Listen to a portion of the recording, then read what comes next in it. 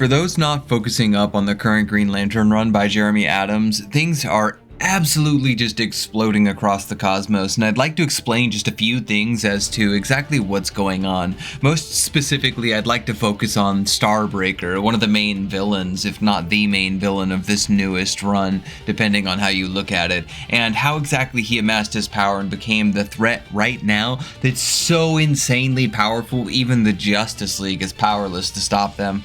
As usual, be sure to like and subscribe down low, or even become a Theromax Corps member on the channel, but let's get into it. So what exactly is Starbreaker? Well, his name is kind of like half and half in terms of what he actually is, because he's actually of a race of species in its adult form. So he's basically just an adult version of this really powerful alien race known as Sun Eaters.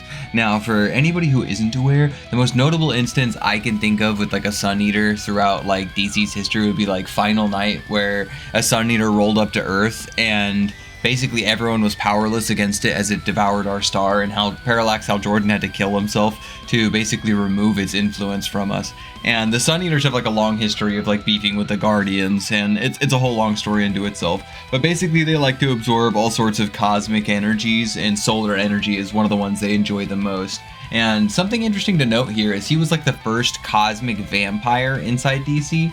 So, eat your heart out, Mandrak. I mean, it is what it is. This guy was definitely here first. In fact, Starbreaker's been around for a long time, at least since like the 1950s, at least in terms of like the real world chronology, right? So, he's poised the Justice League, the Flash, and all sorts of different heroes throughout time, but he's been defeated and dealt with on several occasions. So what makes this one specifically any different than any of the ones before?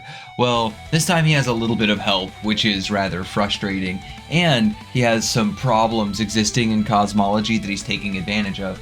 Well, what exactly? The emotional spectrum itself is kind of in a fractured moment, which is causing all sorts of problems. And ever since they blew up the central power battery, it was kind of maintaining it. So without a central power battery, like everything's in flux, and it created a variety of problems. One of which is the Sorrow Lantern, which if you want more information on him, you can check my video on him. I'm not trying to go too deep into him. But effectively, these two guys wound up working with one another. And since he's so sorrow driven, he obviously wants to stop feeling these emotions, and Starbreaker promises to take those emotions from him. After all, he feeds on emotions, as stated prior. So, amongst the fallout of all of the problems of reality, these two begin making key strikes at pivotal moments to effectively begin disrupting the Lantern's abilities to create new Lantern batteries to stabilize existence. And the question was kind of why, but as we find out, it actually turns out that they plan on making their own central power battery, one that is far different than any of the other ones currently. One not necessarily of emotion, one with a different purpose, one designed to maybe absorb emotions rather than to sustain them or empower them. But surely if they were going to be building a massive Lantern battery, that they were going to have at least more than one person or even two people defend it. After all, Starbreaker was powerful, and he did have the Sorrow Lantern with him, but that wouldn't be enough against the massive powers of the Lantern Corps currently. So Starbreaker, sure enough, had the power to reach into the very dimension that the rest of his species were locked away in by the Guardians, and he brought forth all the other adult Sun Eaters from their trap and promised them the same level of power that he's amassing if they join him and become his Starbreaker Corps, and of course, they all wish to do so. Continuing to steal the most essential parts and components to recreate central power batteries, eventually the Starbreaker Corps succeed in all of their plans and activate their central power battery before the Lanterns can, effectively absorbing all the emotions within the entire DC multiverse, at least within the source wall, which is very important to note, effectively draining everyone of their emotions. And this is the big splash that you see upon the thumbnail that really drives the point home. Whenever they turned this on, absolutely everybody was impacted. Basically everyone just gets turned into like these autonomous robots would be like the best way to phrase it.